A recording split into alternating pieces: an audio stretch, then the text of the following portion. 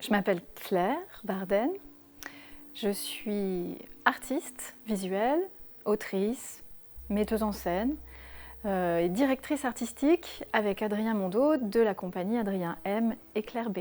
C'est à peu près une trentaine de personnes et ensemble on crée des spectacles et des installations, des expériences immersives, interactives. Il y a un gros travail d'artisanat informatique pour créer des situations où le corps, que ce soit celui du public ou celui des danseurs ou des personnes qui sont sur scène, rentre en contact avec des images. Un des axes privilégiés en fait, de notre recherche, c'est d'associer l'espace de la matière, donc cette réalité tangible et physique qui nous entoure, le corps, à l'espace de l'imaginaire et de l'image, et de créer en fait des passerelles et des dialogues extrêmement fluides entre les deux.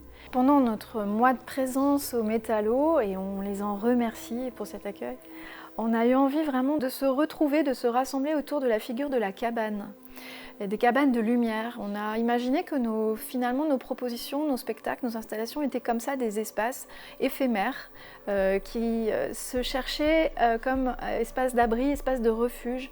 Alors voilà, c'est des cabanes, je dirais, imaginaires bien sûr, qui sont faites avec des bouts de graphisme, des bouts de poésie, des bouts d'enfance, des bouts de souvenirs.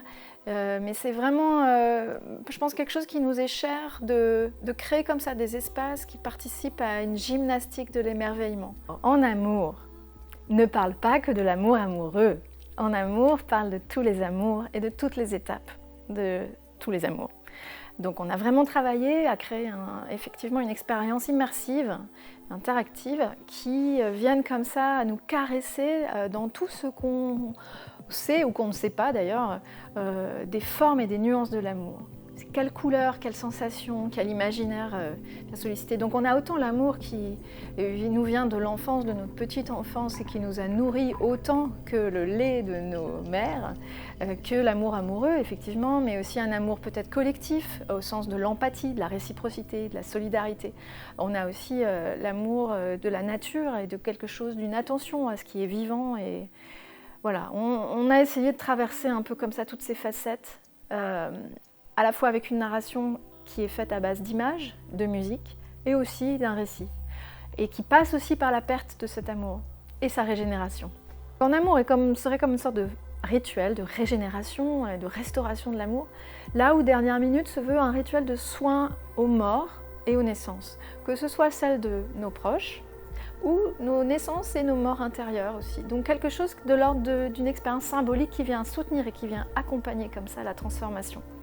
Et effectivement, dans ces processus symboliques de transformation, l'effet de miroir avec la transformation des éléments dans la nature vient vraiment, je crois, éclairer en fait tout un tas de chemins possibles, de l'état gazeux à l'état liquide, pour retomber sous la forme de matière. Et donc, Dernière Minute, c'est vraiment proposer une expérience à l'échelle de la particule, à l'échelle de la matière.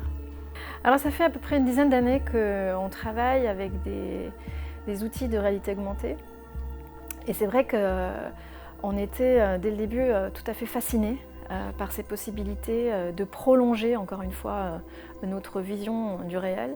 Moi je suis assez touchée par cette techno qui finalement incarne un rapport au réel que je pense qui existe bien avant, qui est celui d'avoir une succession de couches visibles et invisibles qui constituent le réel. Et d'ailleurs, cette approche-là vaut aussi pour l'installation Mirage Miracle, où on a travaillé sur la figure de la pierre comme objet complètement inanimé et a priori absent de toute vie. Et avec des dispositifs de réalité augmentée et des illusions d'optique, on montre en fait une vie évidemment imaginaire, c'est une pure fiction artistique, mais une vie imaginaire contenue à l'intérieur de la pierre. Donc vraiment la réalité augmentée, elle vient pour nous révéler en fait quelque chose qui se passe dans notre tête.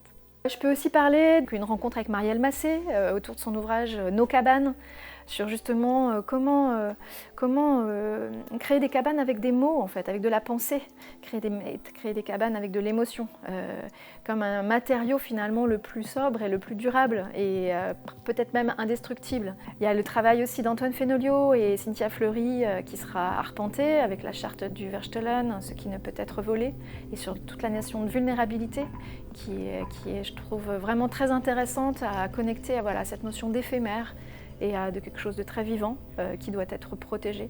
Encycli, ça sera la première d'un spectacle qui se nomme Encycli, qui est signé par Adrien Mondeau et Nathalie Morazin. Nathalie qui est pianiste, et donc qui prend place à l'intérieur d'un cycle qui est mené par Adrien, qu'il a nommé les synesthésies, comme un espace de rencontre entre de l'image vivante et de la musique. Et d'une rencontre tellement fusionnelle et finalement dans une liaison extrêmement puissante qu'on ne sait plus si on entend l'image ou si on voit la musique. Voilà. Donc on découvrira ce projet ensemble à la Maison des Métallos. On a été vraiment touchés par cette proposition d'un accueil sur un temps long par la Maison des Métallos, qui nous fait vraiment toucher du doigt cette notion d'hospitalité et de la qualité de la rencontre qui peut éventuellement s'installer quand on reste en fait.